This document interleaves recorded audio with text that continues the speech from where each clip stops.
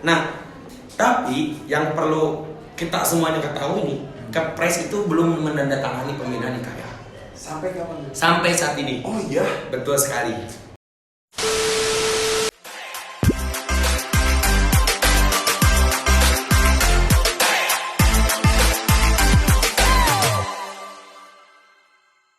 Oke, bismillah, assalamualaikum warahmatullahi wabarakatuh. Halo sahabat Sospol, kembali lagi bersama saya Maulana Yusuf, yang dimana kali ini saya akan menjadi moderator dari program kerja kita, yaitu Rubik, Ruang Berdiskusi YEKI. Dan kali ini teman-teman, saya didampingi oleh narasumber terbaik kita. Siapa namanya Bang? Oke, luar biasa ini Mak Ucup ya, saya panggil beliau teman saya juga. Teman-teman, perkenalkan nama aku Padlan Apis, aku sekarang sebagai rakyat biasa. Oh, rakyat biasa. Rakyat biasa. Karena kan nanti kita akan membahas tentang rakyat, jadi kita rakyat gitu biasa. Ya. Posisi karena kita rakyat ya. Rakyat. Kita akan membahas yang di atas mungkin ya. Yang di atas kita bahas ya. Iya.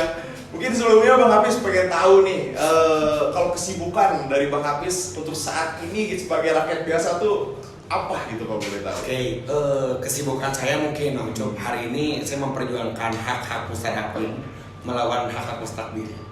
Karena ya bagaimanapun pemerintah kalau nggak ada kita rakyat, seenaknya jidat. Itu dia. Kita aja sih kesibukan sekarang. Selain itu kuliah lah. Oh, kuliah berarti ya. Berarti kalau boleh tahu aktif di organisasi di kampus berarti? Oke, berhubung mungkin kita kenalkan saja ya, karena ada peribahasa Ucup. Kenal maka tak saya taruh dong. Baik, lagi. Perkenalkan teman-teman semuanya, nama aku Padlan Apis. Sekarang aku mahasiswa aktif di Winsunan Gunung Jati Bandung. Hari ini aku aktif di organisasi intrakampus dan ekstra kampus, yang mana pada akhirnya tujuan aku ingin jadi rakyat yang melawan terhadap penindasan. Itu aja sih. Pertama mungkin di BEM Fakultas aku sebagainya nggak usah disebutin lah ya, kan rakyat. Oh iya. Di BEM Fakultas, kemudian di ekstra juga aku di Himpunan Mahasiswa Islam. Oke. Berarti udah inilah ya, dari Bang Hafiz sendiri sangat aktif gitu. Cuma Ucup udah aktif kayaknya. Aduh, jangan gitu atuh.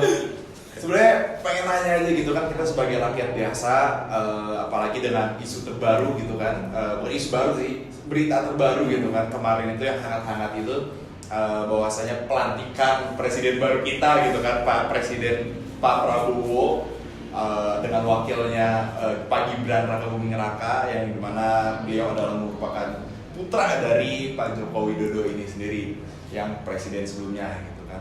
Kemarin baru aja mereka itu dilantik gitu Bang Hafiz. Betul. Ini dimana pasti megah gitu kan, yang megah dan juga harus terlihat mewah di hadapan para rakyatnya, dan mungkin di hadapan orang-orang di luar sana gitu, di negara lain gitu kan. Nah, pengen tahu juga kan nanti selanjutnya Pak Prabowo ini bakal memerintahkan gitu ya, dalam artian mereka ini berperintah gitu, yang dimana pasti dalam suatu teritorial. Minum dulu lah Mas. Kayaknya guys harus minum dulu ya. Ini dari mana ini minumnya? Dari Terpucuk. Itu dia. Oke, lanjut. Dari dalam sebuah daerah gitu kan, yang dimana inisiatif dari presiden sebelumnya Pak Joko Widodo ini, mereka memindahkan ibu kota dari Jakarta ini ke IKN, ke Kalimantan gitu kan. Nah, pengen tahu gitu sebagai rakyat biasa dan mahasiswa ini Bang Hafiz, pendapat umum gitu mengenai IKN ini dari pandangan Bang Hafiz itu kayak gimana sih sebenarnya? Oke, siap. Pertanyaan yang sebenarnya ditanyakan terlebih dahulu oleh diri saya. Karena apa sih gitu ya tujuan adanya pemindahan ini? Karena bagaimanapun negara kita itu negara yang kemudian luas, secara sumber daya manusia pun banyak, dan ditakdirkan kita itu kaya gitu sebenarnya. Dan yang menjadi persoalan dengan pemindahan IKN ini, ada nggak sih tujuan-tujuan yang memang pertama menguntungkan elit global atau menguntungkan kita sebagai rakyat? Karena tanggapan saya mungkin ya, berbicara tentang pemindahan urbanisasi daripada kota gitu ya, kita anggap aja lah dari orang Bandung tiba-tiba pindah ke Jakarta gitu. Atau misalkan sekarang anak-anak Cianjur kan jadi orang Jakarta sekarang gitu ya. Agak gimana gitu. Nah, dari hal itu kan ada dampak yang kemudian harus kita pertimbangkan. Dan saya mungkin dari sisi rakyat biasa melihat gitu bahwa ketika pemindahan ibu kota negara daripada Jakarta yang kemudian sudah homogen lah segala aktivitas ekonomi, kemudian pendidikan, kemudian juga sosial nih teman-teman semuanya, itu ada nggak sih keuntungan dari kita? Nah saya melihat hari ini mungkin mau Ucup ya, siapa yang mau Ucup ya? Iya, santai. Kita belum kenalan dulu tadi, cuman sekenal. Oke, Aku Ucup. habis. Apa ya? Oke, siap teman-teman lanjut. Nah, gini mau Ucup, kalau kita lihat ketika dipindahkan ibu kota daripada Jakarta, kemudian pindah ke mana? Kalimantan ya. Sebenarnya itu banyak dampak yang menurut aku perlu dipertimbangkan. Dan hari ini jika kita mengacu gitu ya, undang-undang dulu 2022 itu tanggal 25 Januari lah, saya baca di berita gitu ya. Dulu Jokowi mulai meresmikan Undang-Undang Nomor 2 tahun 2022 tentang IKN. Jokowi pada saat itu. Tapi sebentar dulu, ternyata belum diresmikan. Ini hanya tanda tangan bahwa mengatakan ibu kota IKN ini resmi, tapi belum pemindahan Jakarta ke IKN itu belum. Itu pertama. Baru mengusulkan. Ya. Kedua, baru-baru kemarin tanggal 25 Juni 2024 muncullah Undang-Undang Nomor 3 tahun 2024 tentang Jakarta hari ini diganti statusnya dari ibu kota menjadi daerah khusus. Nah, ternyata dari kedua hal ini ada kesamaan. Kesamaannya yang ini diresmikan, yang ini dicopot tapi diganti daerah khusus namanya. Jadi DKJ. DKJ. Oh. Apa tuh J-nya? Daerah khusus Jakarta. Oke. Nah, tapi yang perlu kita semuanya ketahui nih, Kepres itu belum menandatangani pemindahan IKN. Sampai kapan? Sampai saat ini. Oh iya, Betul sekali. tuh teman-teman tuh. Itu Fakta pertanyaan yang panpel. baru tahu itu orang-orang mungkin pada nggak tahu juga Ya, karena tanda tangani gitu. Kan kita ketika melihat pemindahan suatu negara memutuskan sesuatu kebijakan itu kayak ya udah langsung jadi, padahal nggak gitu. Nah hari ini Jokowi belum menandatangani dan sudah pindah estafeta kenegaraan kepada Bapak Prabowo, itu belum juga ditandatangani. Bahkan satu hari kemarin Prabowo membuat statement bahwa hari ini IKN itu bukan ibu kota negara atau ibu kota provinsi, tapi ibu kota politik. Prabowo ada panpel bilang seperti itu teman-teman. Kenapa coba seperti itu? Ini pendapat saya yang tadi, bahwa pada akhirnya IKN itu ada apa ya, urusan politik di dalam. Politik apa? Sosial, ekonomi, dan pendidikan. Itu mungkin sedikit statement dari saya dulu lah di awal. Seru ini kayaknya kita ngebahas ya. Iya, jadi baru awalnya udah kepantik ada beberapa fakta yang Iya. teman-teman juga mungkin nggak tahu gitu. Kalau ternyata Betul. itu belum ditandatangani oleh Pak Presiden. Belum teman-teman ya. Ingat belum, nanti di bawah pakai belum ya. Iya. Belum. Garis bawah Merah ya. Oke. Terus. Oke. Kan itu kan diresmikan oleh maksudnya diusulkan ya, maaf.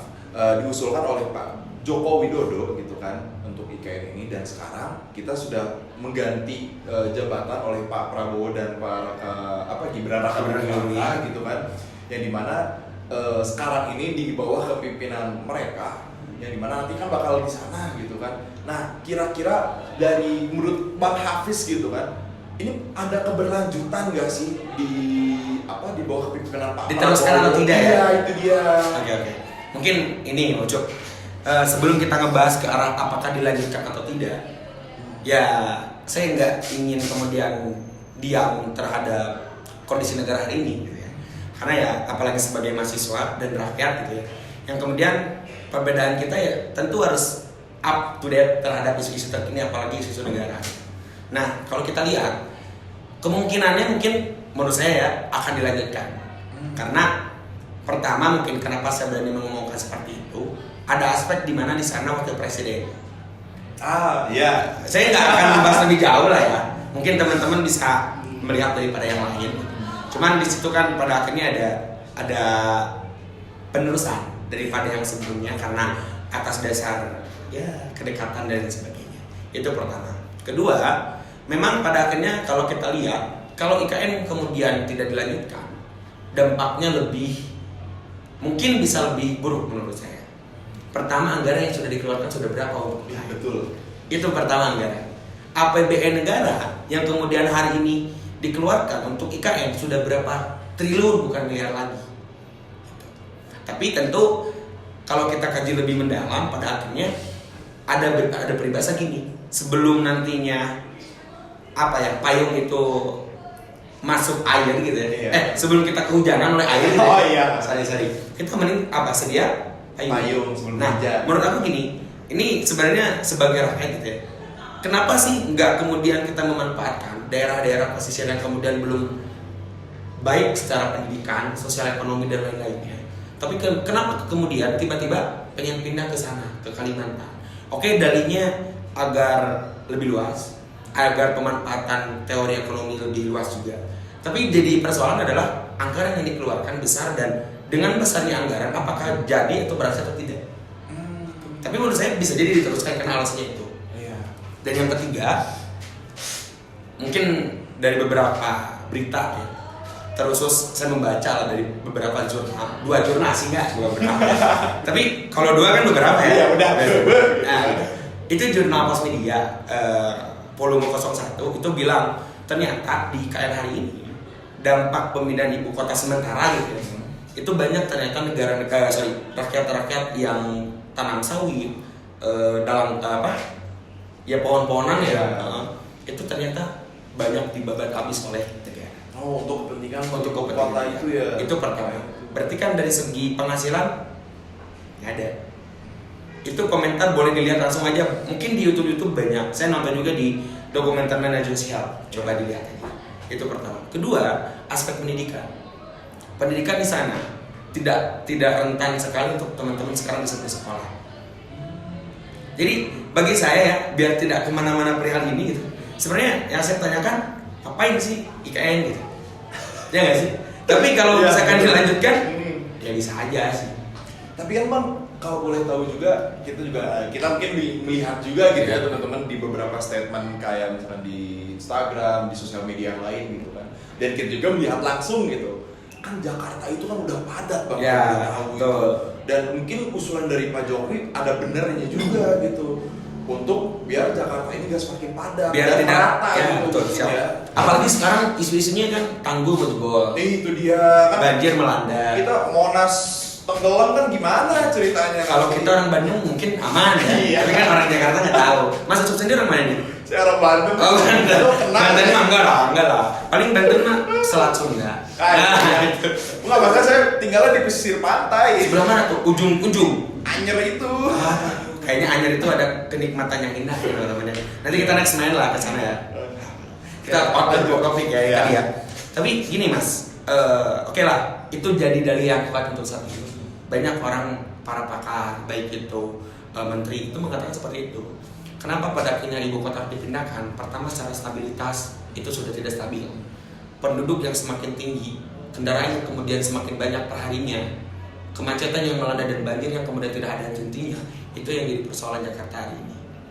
Kalau kemudian pada akhirnya alasannya seperti itu, kenapa harus ke Kalimantan? Itu pertanyaan saya ini. Oke, jawaban selanjutnya mungkin karena Kalimantan daerah maksudnya daerah-daerah yang belum terkontaminasi oleh lingkungan gitu lah ya. modernisasi. Tapi pertanyaan saya lagi, ya mungkin otokritik lah ya. Emang perlu di Kalimantan? Ada apa di Kalimantan? Kan paru-paru dunia. Paru-paru Indonesia itu kan di sana juga. Kenapa nggak di mana gitu Ya, ya? misalkan ambil aja Bandung bisa saja. Iya, di Surabaya mungkin ya. Kenapa harus di Kalimantan? Dana yang dikeluarkan tentu banyak. Saya kembali kenapa membahas perihal dana APBN, karena yang dikeluarkan per hari ini dari tahun 2018 sampai hari 2024 itu udah bertriliun-triliun. Mungkin saya nggak berani menyebutkan karena takutnya sekarang makin nambah gitu pastinya. Hati-hati nih, habis ini kita amankan nih. Amankan. Bang Hafiz. Insya Allah kalau sekarang bukan orde baru. Oh, Nggak akan kita tapi ditembak. kan nggak tahu kan presiden gimana. Enggak. Tenang. Mungkin saya percayalah presiden sekarang enggak. Iya. Gitu lah ya. Mudah-mudahan. Karena bagaimanapun terkhusus Bapak Prabowo tercinta, rakyat itu di negara yang demokrasi punya peranan yang penting untuk menyetabilkan negara. Kalau sekarang negara berjalan sendiri, siapa yang bakal menyetabilkan rakyat? Ya udah kan sistem demokrasi kata Aristoteles gitu. Orang yang kemudian negaranya atau negara di orang di negaranya itu belum pintar atau akademisnya udah akan ditipu oleh orang-orang yang pintar. ibarat ya keterwakilan suaranya. Maka Bapak, gitu ya.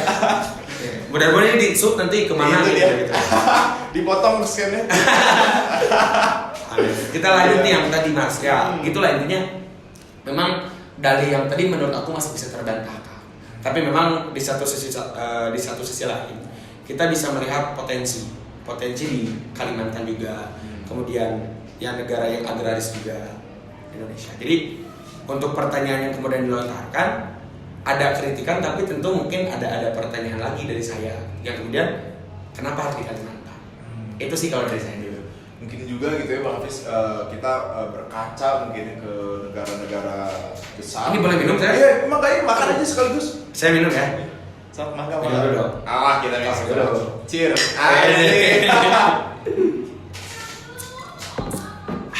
Mungkin juga saya nggak tahu, ini sih pemikiran saya aja sih sebenarnya. Apakah mungkin juga gitu kan Indonesia ini mungkin berkaca ke negara-negara besar seperti misalkan Amerika, yang dimana orang-orang tuh pada tahunya itu tempat perkumpulan pusat di Amerika itu kan di New York, di New York, sedangkan ibu kotanya bukan di New York gitu kan, ibu kotanya ada di Washington DC gitu kan. Apakah hal tersebut akhirnya kan jadi stabil tuh di Amerika gitu kan, kepadatan, kehedonan gitu ya, itu kan ada di semua ada di New York gitu. Misalnya di Washington itu kota administrasi gitu kan, pemerintahan, dan kita juga mungkin gitu, ini pendapat saya ya, kenapa harus di Kalimantan atau mungkin bisa di Surabaya, bisa di ini. Apakah karena kan Jawa ini kan, Pulau Jawa ini udah rame juga gitu Bang. Banyak penduduk ya? Iya, udah banyak penduduk, mayoritas itu kan paling padat itu semua di Pulau Jawa. Nah mungkin Pak Prabowo ingin memindahkan ke Kalimantan itu biar rata juga gitu kan orang-orangnya. Rakyat juga. Iya, rakyatnya juga, jadi nggak semuanya menumpuk di Jawa gitu. Dan mungkin melihat peluang gitu ya, kalau misalkan di Papua nggak mungkin juga, di Sulawesi juga kurang mungkin. Nah kita melihat peluangnya Pak Prabowo ini ada di Kalimantan gitu kan. Kira-kira kalau dengan statement kayak gitu Bang Hafiz seperti apa ya?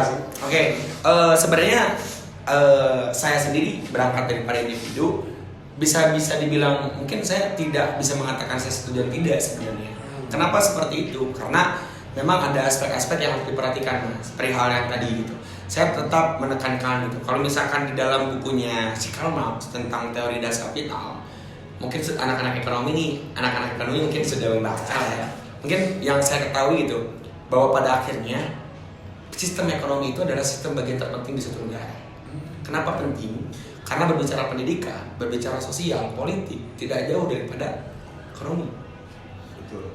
Dan ingat, berbicara ekonomi bukan kita pragmatis ya.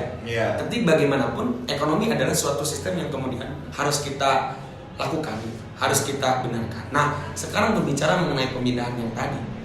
Kalau misalkan pada akhirnya tujuan pemindahan ibu kota negara itu untuk kemudian menstabilkan ekonomi, kan seolah-olah tadi Amerika mencontohnya ini jadi pusat. New York di sini gitu. Nah, kalau misalkan Indonesia ngambil seperti itu, atau kayak Singapura lah, negara kecil yang kemudian ya mungkin Singapura kan nyatuin pulau ya. Iya, dikumpul-kumpulin ya keren lah mereka gitu. Tapi yang jadi persoalan itu tadi, tujuan pemindahan IKN ini untuk kesejahteraan rakyat atau ada dominasi daripada borjuis di sana. Nah, dan terakhir daripada pernyataan saya yang tadi gitu ya, perihal saya sendiri kenapa bisa mengatakan setuju dan tidak, saya bisa mengatakan juga setuju Mas. Teman-teman, saya bisa mengatakan setuju. Kenapa? Dengan adanya pemindahan ini, betul sekali, Jakarta yang kian hari kian menambah volume kendaraan dan rakyatnya, dan yang kemudian banyaklah perputaran ekonomi di sana, pendidikan juga pusat gitu ya. Itu yang jadi persoalan saya. Dengan pemindahan ini akan menjadi solusi yang konkret sebenarnya. Gitu. Betul. Itu makanya jawabannya bisa jadi tesis dan antitesis.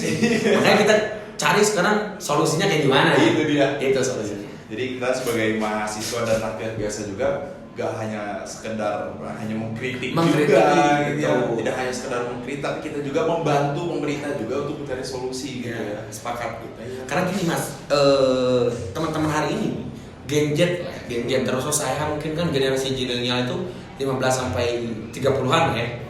yang lahir ya tahun 2000-an. Hari ini kan kita kalau lihat era globalisasi cepat sekali berbicara tentang internet. Dan teman-teman hari ini bisa mendapatkan informasi dari mana saja dan kapan saja.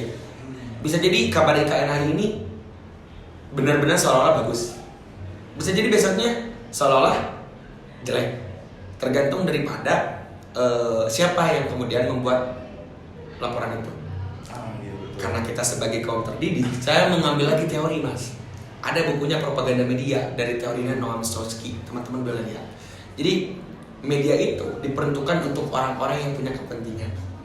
Media itu ya. Iya betul. Jadi buat teman-teman nih, Gen Z hati-hati. Kalau berbicara ya IKN isu negara, itu harus bisa mengkaji, harus bisa melihat apa yang kemudian menjadi persoalan dan fakta di lapangan seperti apa.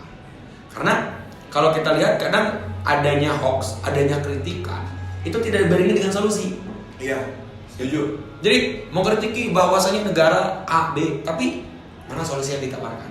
Iya. Gitu loh. Ibaratnya kayak mungkin kemarin-kemarin dan sekarang juga kan musim-musimnya pilkada gitu. Nah, kan. Media tuh digunakan oleh para buzzer-buzzer dibuat untuk menjatuhkan, untuk itu sih sebenarnya bahaya juga gitu kan. Apalagi mungkin kita melihat di sini juga kan ada orang-orang yang udah tua gitu kan, orang-orang yang mungkin kurang paham terkait teknologi atau media yang gampang aja tuh masukan gitu kan. Itu sih. Katanya ini, katanya gini. Sebenarnya bahaya juga sih yang saya lihat sih. Iya. Gini mas, bahayanya hari ini itu akan berdampak di kemudian hari.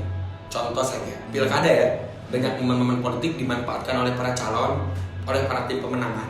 Pada akhirnya ini berpengaruh terhadap kestabilitasan negara pada akhirnya. Nah ini berbicara juga IKN. Iya. Yang jadi persoalan dengan adanya IKN ini diteruskan atau tidaknya bakal jadi majukah negara, stuck-kah negara, atau turunkah negara? Nah, Itu pertanyaan. Betul. Ya nggak sih? Menurut Mas Ucup gimana tuh kira-kira? Padahal hal tadi gitu, kita kayaknya agak harus ngambil solusi langkah konkret tentang hal ini. Gitu. Ya sebetulnya Minum dulu. ini dimakan atau Tos lagi dong. Di ya tuh dimakannya. Iya teh lah cek orang Bandung mah ngerti muanya. Ngerti lah ya? Ngerti ya tuh. Ini tuh tahu nu kata eta tahu naon. tahu jam titik. Ya, so, Lanjut. ya, ditampil. Jam, teman-teman kita makan dulu ya. Kalau pandangan dari saya sendiri gitu ya, mungkin Bang Hafiz melihat dari IKN ini, itu yang pertama, karena kita udah ada APBN yang udah nanggung lah istilahnya, katanya udah nanggung.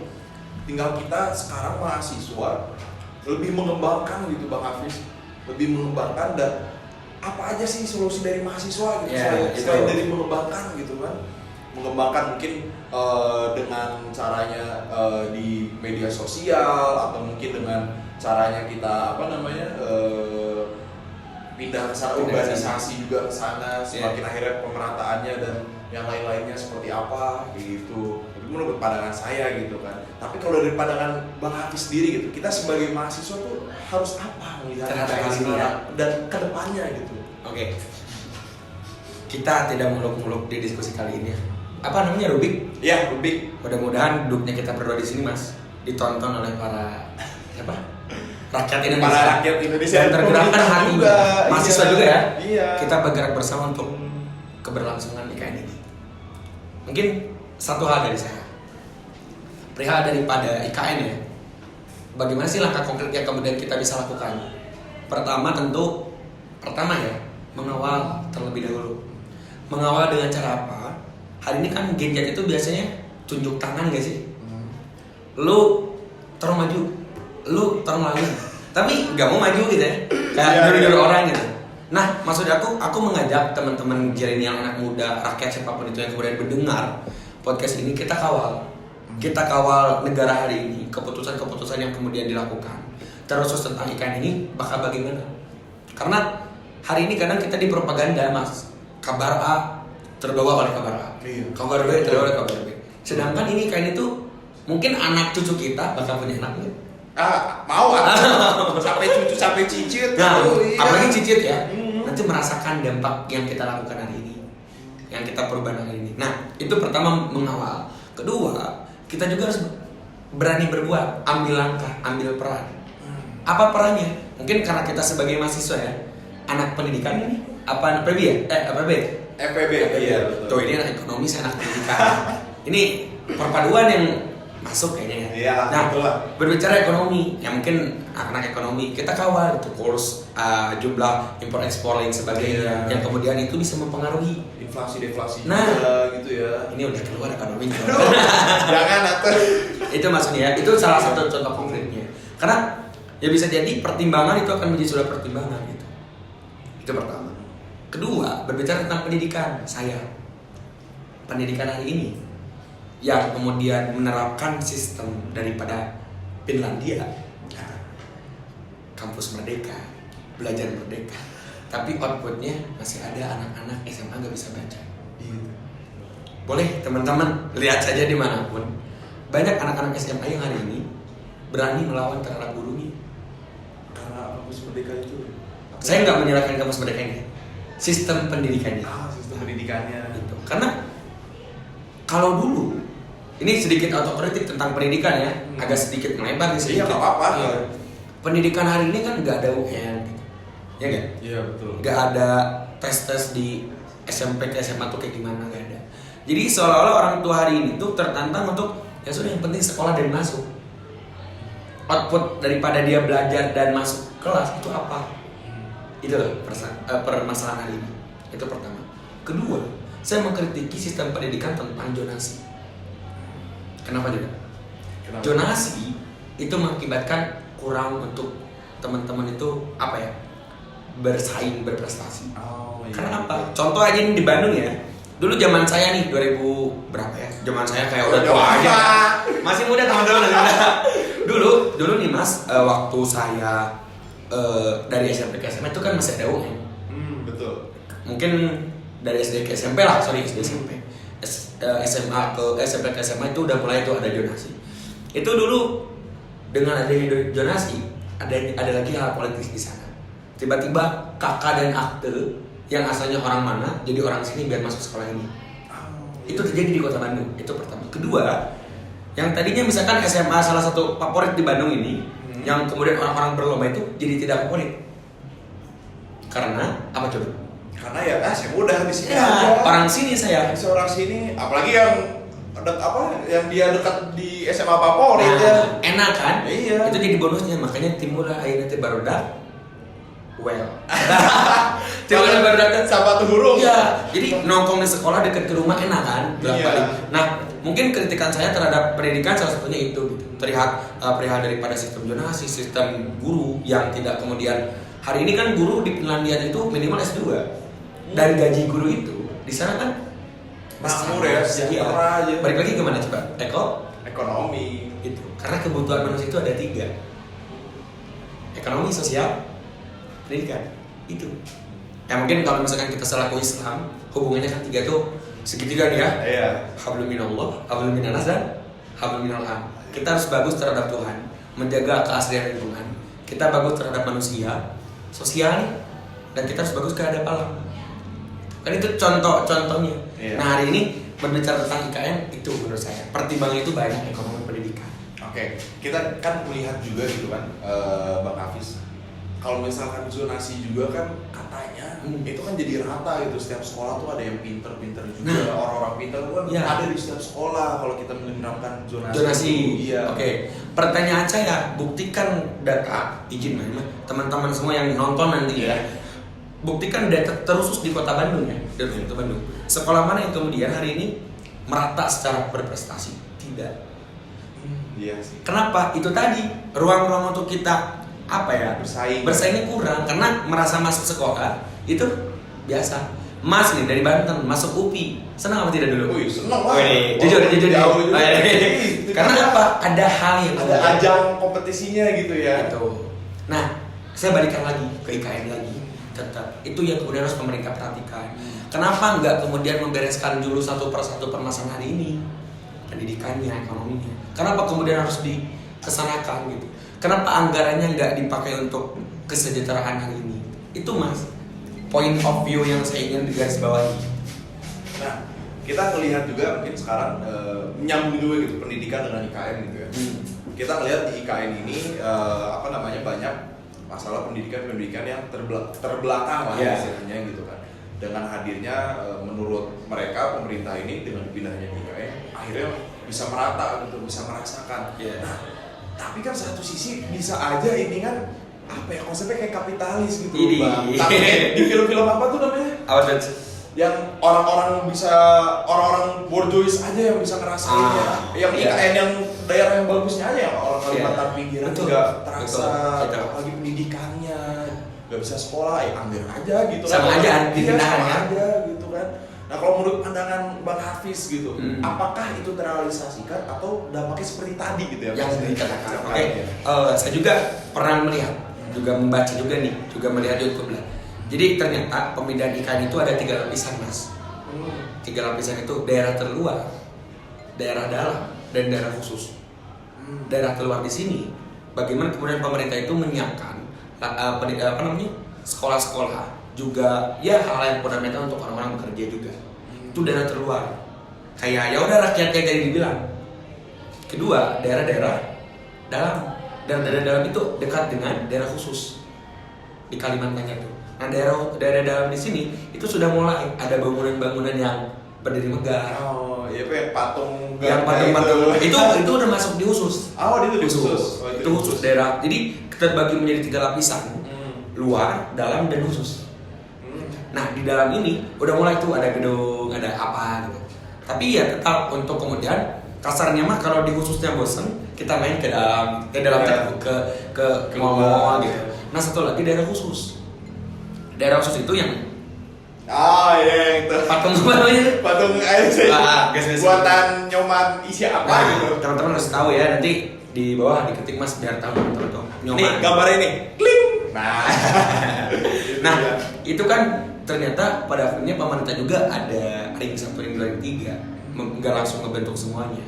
Dan mungkin kalau kita ngambil konsep mungkin ya satu persatu lah. Kita ngebuat di Kalimantan itu nggak langsung di daerah khususnya, tapi diperhatikan juga. Tapi yang jadi persoalan saya hari ini dari yang tadi dikemukakan oleh pemerintah, tapi nyatanya ternyata masih banyak. Ambil aja pendidikan Kalimantan kalau berkuliah kemana? Ke Bandung. Iya sih. Merantau ke Bandung. Apalagi coba? Kerja ke Jakarta. Iya. Gitu kan. Pada akhirnya kan sama aja. Nah, itu yang jadi persoalan hari ini. Maka kalau menurut saya dengan adanya pemindahan itu bukan malah jadi baik dengan kondisi yang sekarang. Dan ini masuk ke yang tadi di awal. Kenapa pada akhirnya Kepres atau surat keputusan Presiden Jokowi itu nggak menandatangani? Karena dirasa IKN itu belum rampung. Dan Prabowo katanya mau melanjutkan dan rampung di 2028. Setahun lagi mau lengser. Nah, kita harus mulai ke sana. Kenapa 2028? Di sana nanti ada apa lagi? Oh, kita nggak tahu ya. Gitu loh. Kan pada akhirnya banyak aspek yang harus dipertimbangkan. Dan pernyataan saya maksudnya gini, pembangunan IKN ini izin ya, saya menjelaskan teman-teman, bisa saja menjadi transformatif, maju ke depan. Bisa jadi stagnan, tetap aja gitu. Bisa jadi sekarang itu regresi, turun. Itu yang dipersoalkan. Bisa menjadi transformasional atau transformatif itu ketika pembangunan IKN dibersamai dan dibentuk dengan cara yang baik. Indikator cara baik apa? Diperhatikan isu pendidikan, ekonomi, politik, sosial, dan kesejahteraan rakyat. Dikawal oleh Prabowo. Itu yang pertama. Kedua, berbicara tentang stagnasi. Pembangunan IKN nggak akan berlanjut. Maksudnya maju, tapi nggak ada pengaruh-pengaruhnya sama sekali. Gitu-gitu aja. Karena apa? Yang diperhatikan hanya bangunan mewah, bukan sistemnya. Iya. Gitu. Jadi sistemnya yang harus dibetulkan sebenarnya. Itu yang kedua. Yang ketiga, IKN ini bisa menjadi regresi turun. Gak ada berpengaruh apapun. Malah hutang negara semakin besar kalau IKN itu tidak dilanjut dan tidak ada pengawalan khusus terhadap IKN hari ini. Itu sih dari saya sedikit. Nah, diminum ya. Iya, mangga. Ini aku dimakan lagi. Tos lagi dong.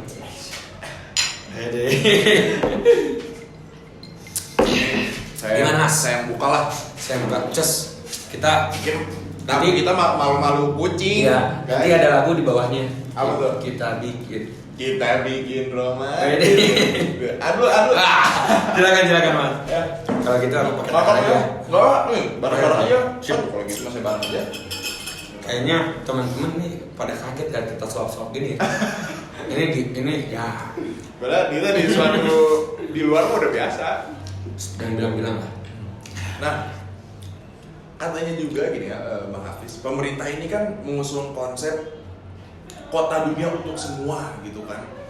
Kota dunia untuk semua yang dimana orang-orang lokal, orang-orang yang kita yang di Bandung, orang-orang kita yang di Jakarta, di Banten, itu juga merasakan adanya dampak dari pertumbuhan IKN ini gitu. Sehingga mungkin kita nggak tahu ya, apakah nanti kita yang dari pelosok-pelosok, mungkin dari Sumatera, dari Papua, kerjanya itu kan kalau kita ngeliat dulu, saya kerja di Jakarta, pindah gitu, jadi saya sekarang kerja di IKN. Jadi merasa bangga. Iya, bangga kerja di IKN. Apakah menurut konsep dari pemerintah itu sesuai nggak sih menurut dengan kondisi hari ini? Kota dunia untuk semua. Oke, kota dunia untuk semua. Nah, pertama diksi yang kemudian dikatakan itu melatar belakangi bahwa hari ini Kalimantan itu sebagai paru-paru dunia. Itu pertama. Bagaimana kemudian reboisasi dilakukan, tanam-tanaman masih banyak gitu Mas.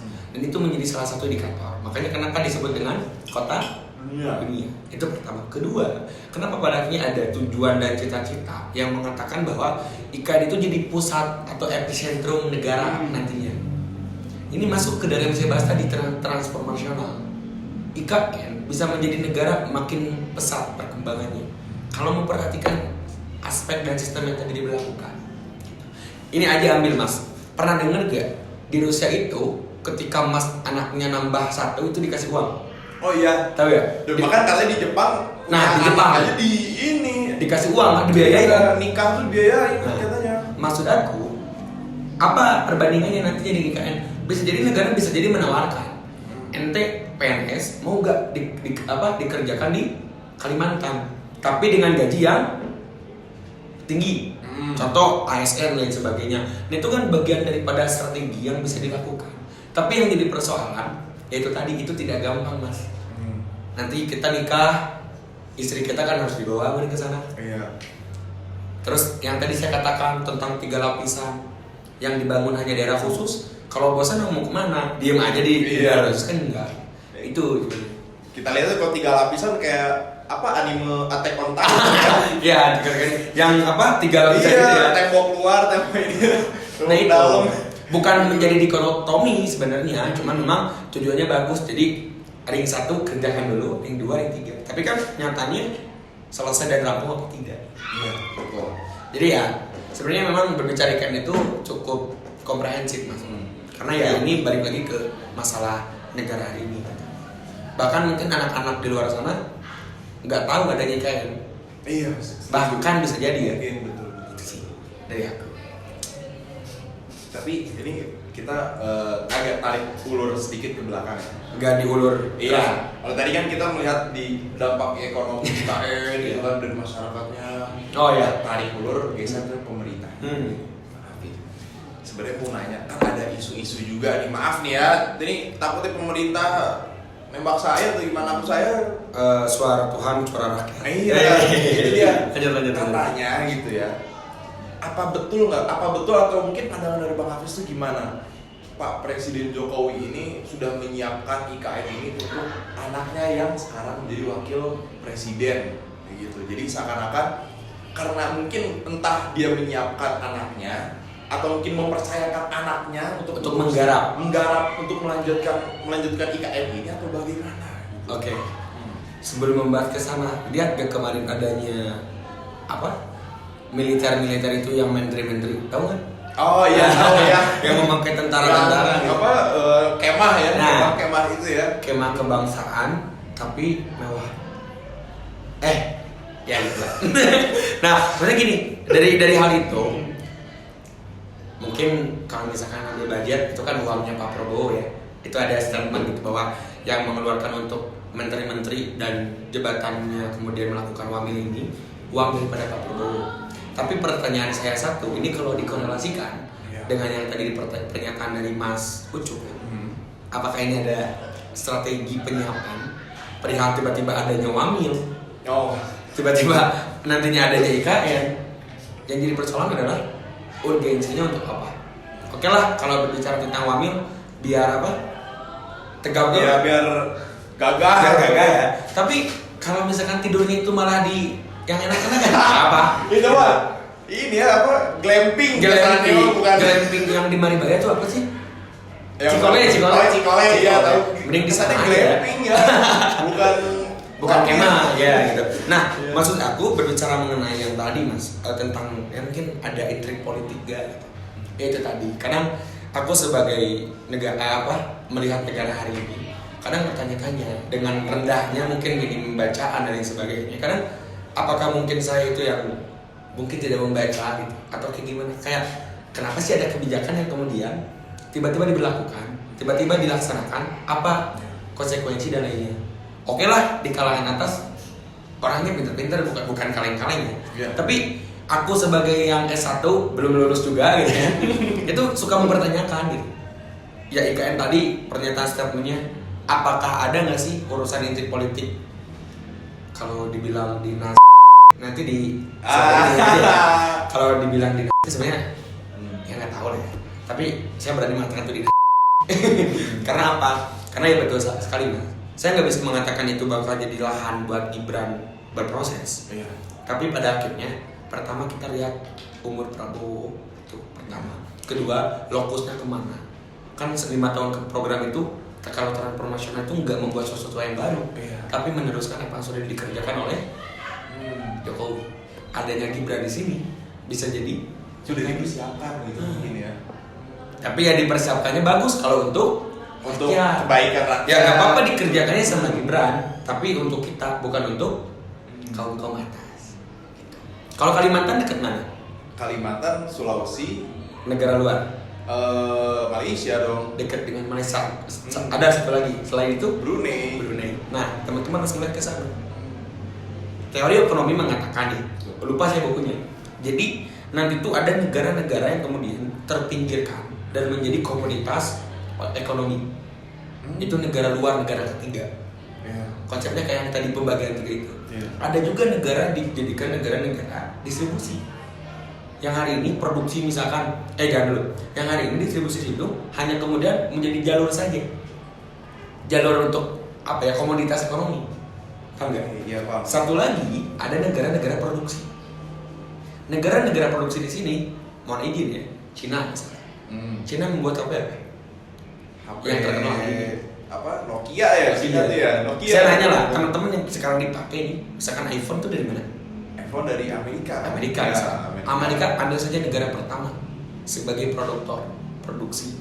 Nah mereka itu akan kemudian menyalurkan barang-barangnya ke negara ketiga, dan negara ketiga di sini menjadi lahan komoditas ekonomi. Yang untung yang mana? Bukan yang ketiga, tapi yang pertama. Sama halnya dengan IKN. Bisa jadi IKN itu menjadi negara kedua sebagai distribusi karena dekat dengan negara-negara luar. Ketika ingin masuk barang ke Indonesia lewat Kalimantan. Iya betul. Nah itu ya betul sih. Nah, jadi nggak harus seberang pulau ya.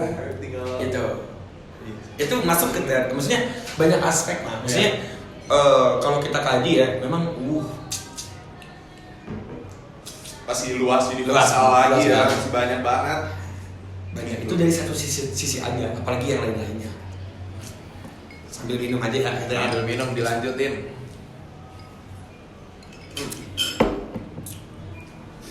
Seru sekali nih Mas. Iya. Rasa-rasanya perlunya diskusi sebenarnya. Teman kita jadwalkan lah nanti ya. Ruang berdiskusi. Ya, berdiskusi antara Maucup dan Bang Hafiz. Itu dia. Luar biasa. Terakhir nih Bang Hafiz, saya mau nanya juga. Tadi kan kita ngebahas IKN di mata dunia, di mata negara-negara asing lainnya gitu kan. Nah, dengan hadirnya, ibarat kita ambil kasus dulu lah, kita warga Indonesia gitu kan, melihat suatu negara itu dari ibu kotanya, dari mungkin kepadatan Penduduknya. wahnya Iya, gitu iya. kan. Yang dikenal kan Malaysia, Kuala Lumpur gitu kan. Yogyakarta, Malioboro. Ibaratnya begitulah. Iya, iya. Jawa Barat, Bandung gitu. Bandung Asia Afrika. Iya. Contoh. Nah, tiba sama halnya dengan para turis wisatawan gitu ya yang melihat Indonesia Indonesia itu ya sentriknya Bali, ya kan, Jakarta. Nah, kira-kira bisa nggak sih IKN itu kalau misalkan nanti udah rampung keberlanjutannya gitu kan, bisa melihat di mata turis itu tuh wah gitu. IKN ya? Sampai mungkin I saw speed ke IKN gitu. Ya, oke. Di sini saya mungkin kalau tadi sebagai tim kontrak terus ya terhadap IKN kayak menolak lah gitu ya. Mungkin karena ini ruang-ruang diskusi gitu ya. Jadi bisa jadi saya menjadi kaum-kaum yang kemudian pro adanya IKN. Jika itu tadi IKN di sini menjadi label emas Indonesia. Kan sekarang itu desas-desusnya Indonesia emas 2045. Emas apa cemas? Nah, bisa jadi mas gemas. Nah, mungkin maksud aku kalau kita kaitkan banyak peluang sebenarnya kalau IKN ini dilaksanakan dengan baik. Keberlanjutannya itu panjang gitu. Bisa jadi Indonesia emas itu ada tuh betul gitu. Generasi muda kan dikatakan Indonesia emas itu generasi muda yang kemudian produktif itu bisa menjadi sebuah komoditas negara gitu. Iya. Baik itu nanti dia pintar di segi apapun lah bisa bermanfaat. Tapi kan bisa jadi yang tadi cemas dan IKN di sini bisa jadi tempat. Asal itu tadi.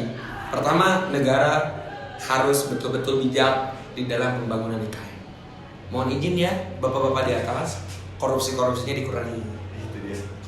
Saya nggak berani mengatakan dihilangkan, karena banyak yang tahu-tahu aja. Yang tahu aja maksudnya dikurangi dan lebih baiknya tidak ada. Agar apa? Dana yang kemudian dikeluarkan itu bisa menjadi suatu sistem yang diberjalankan. IKN itu pembangunannya merata dari mulai tadi ring 1 itu daerah khusus, daerah dalam dan daerah luar itu jadi baik. Jadi orang-orang melihat Indonesia itu dan Kalimantan itu sebagai ibu kota baru dan juga ibu kota yang kemudian wah dengan apanya?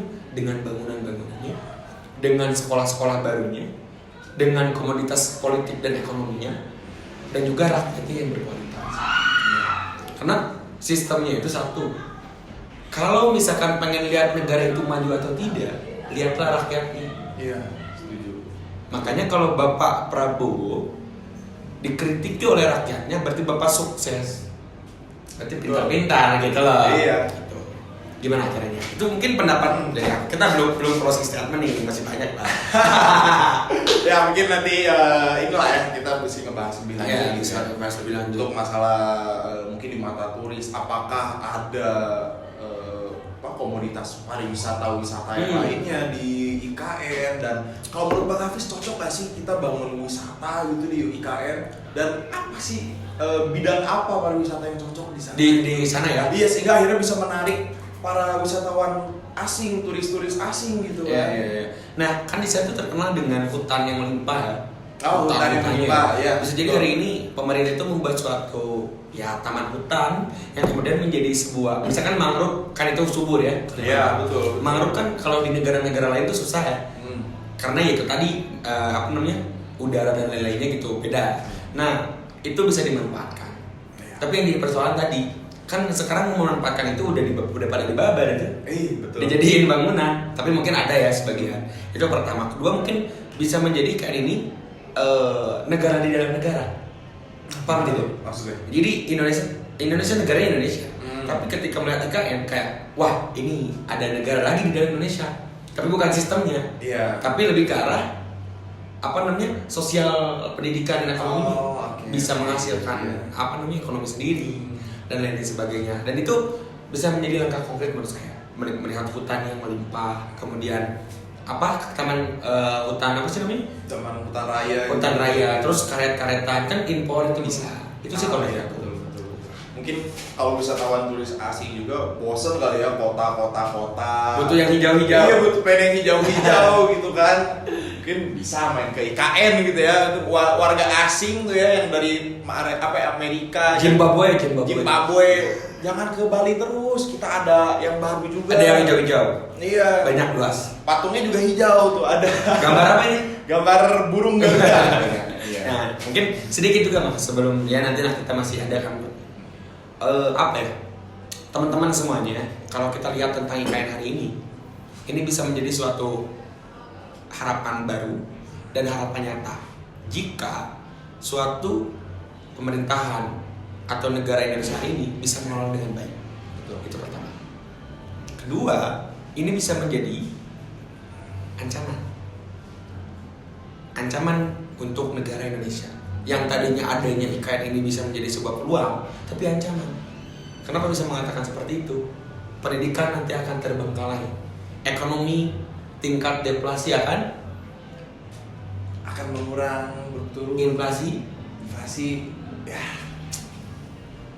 ya itu Pak. Nah itu maksudnya teman-teman nggak tahu ya. Kita nggak tahu ya. Makanya kita ya gimmick aja sih ngomongnya. Ya, mungkin teman-teman bisa menilai, dan salah satu hal yang kemudian harus teman-teman perhatikan sebagai generasi muda, generasi penerus bangsa, kalau ada kata Islam itu subhanal yaum jalul goib, bahwa pemuda hari ini akan menjadi pemimpin di masa depan. Semuanya ya. Semuanya pemuda ya. Pemuda hari ini. Maka pemuda-pemuda hari ini silakan teman-teman berproses dimanapun, bidangnya apapun itu. Tapi satu tujuannya, bukan untuk diri sendiri, untuk kesejahteraan rakyat. Sedikit lah karena saya mahasiswa Islam ya, mahasiswa Islam nih. Jadi ada kitab kayak karya Imam Al-Ghazali. Kitabnya itu Ayyuhal Walad namanya. Boleh dibaca lah nanti ya teman-teman. Bahwa di sana itu dijelaskan entitas masyarakat yang hidup di muka bumi hanya satu cita-citanya sebenarnya dan satu tujuan hidupnya. Khairun nas indallah subhanahu wa ta'ala anfa'uhum linnas. Sebaik-baik manusia adalah manusia yang bermanfaat. Jadi betul sekali, bukan hanya mengkritiki. Solusinya mana? Maka mulai hari ini teman-teman di meja apa ini? Di meja persegi panjang. Kita mulai langkah perubahan itu, tapi bukan ini. Tapi kita mulai langkah perubahan itu. Perubahan. Dengan kita ambil peran nyata di lingkungan sekitar. Janganlah kita membahas tentang kritikan kalau pada akhirnya kita diam, kan seperti itu. Kayak kontradiksi lah, mengomentari tapi diam. Dan satu lagi, amanah saya mas, media sosial semakin pesat, coba digunakan teknologi. Kalau hari ini demonstrasi sudah tidak didengar, kadang viral itu nomor satu dan bisa menjadi salah satu cara, gitu ya. Itu mungkin sedikit lah. Ada kata hadis juga dari kata Nabi Muhammad. Masya Allah. Man ra'a minkum munkaran falyughayyir. Barang siapa jika dari kalian melihat ada sebuah kesalahan maka ubahlah. Takbir. Jadi betul sekali, ini kayaknya kita udah mulai Islam gitu ya. Obrolan cowok pasti kesana gitu. Nanti udah itu masuk ke gitu. Pasca atas. Cuman betul gitu. Kan maksudnya gini, kita melihatlah IKN hari ini tuh bisa jadi peluang dan ancaman. Dan ingat di dalam surat Ar-Ra'd ya, tentang Allah tidak akan mengubah suatu kaum kecuali kaum itu yang merubahnya sendiri. Jadi IKN banyak aspek-aspek pendidikan, politik, ekonomi yang kemudian diperhatikan, dan negara sebagai pemegang kekuasaan tertinggi harus bisa melakukan. Itu sih. Oke. Jadi gitu teman-teman. Itu hasil dari diskusi kita. Nanti kedepannya kita bakal ada podcast lagi bersama Bang Hafiz gitu ya. Karena rasa kurang nggak sih Bang? Ya, tadi kita baru berapa jam? Setengah jam doang. Iya, kita harus ngebahas lagi lebih mendalam gitu kan, lebih diskusi, lebih universal lagi mungkin ya. Mungkin sekarang ngebahas IKN, kedepannya ngebahas apa? Kita nggak tahu kan? Atau mungkin yang Islam gitu kan? Tadi kita udah mau Islam gitu kan? Islamisme kita. Islamisme. Karena kan kita dari IEKI, Ilmu Ekonomi dan Keuangan Islam, dan Manajemen Pendidikan Islam. Itu dia. Islam ujungnya sama-sama Islam. Diwajib gitu ya. Cuman ini mas, sebelum tadi berakhir ya. Sebenarnya teman-teman masih ada waktu. Tapi nanti kita di ruang-ruang yang lain. Satu hal dari saya, lakukan apa yang kemudian teman-teman bisa lakukan. Jangan hanya kemudian mengomentari dan menunjuk orang untuk melakukan perubahan tersebut. Perubahan dimulai dari diri kita sendiri. Iya. Itu teman-teman. Jadi jangan nyuruh-nyuruh gitu kan. Itu amun bisa ku sorangan banyak ke sorangan we. Gitunya. Sekali gua aing. Apalagi laki-laki gitu ya udah harus mandiri gitu kan. Jadi maka dari itu diubahlah dari diri kita sendiri. Betul. Gitu. Sepakat banget ya Mas. Ya, terima kasih banyak Luar Bang Hafiz. biasa. Aduh, ini udah jadi ngerepotin ini kan. Ini udah kenyang kita. Kenyang sama diskusi maksudnya. Wah, ada betul. Ya, terima kasih banyak gitu kan untuk waktunya di luang Sama-sama. kali ini. Mungkin Bang Luar Hafiz biasa. ini juga kali ya sibuk gitu. Wah. Ada teman kesibukan lainnya. Orang sibuk ini teman-teman. Orang pintar. Kalau misalnya Gak ada. maksudnya orang pintar kalau ada apa-apa masalah cinta nih ke ini. Beda itu. Oh, beda. Orang pintar mah Ah. bisa lihat Oh, ya. setan. Orang pintar itu kan. Ya, lanjut. Ya. Kita nanti tiba-tiba DM itu Mak Ucup orang pintar deh nanti. Lanjut. Ya. Paling cukup dari kita. Terima kasih banyak Bang Hafiz dan teman-teman yang udah nonton dari Rubik ini, ruang berdiskusi Yeki ini gitu ya teman-teman. Jadi akhir kata billahi taufiq wal hidayah. Wassalamualaikum warahmatullahi wabarakatuh. Luar biasa.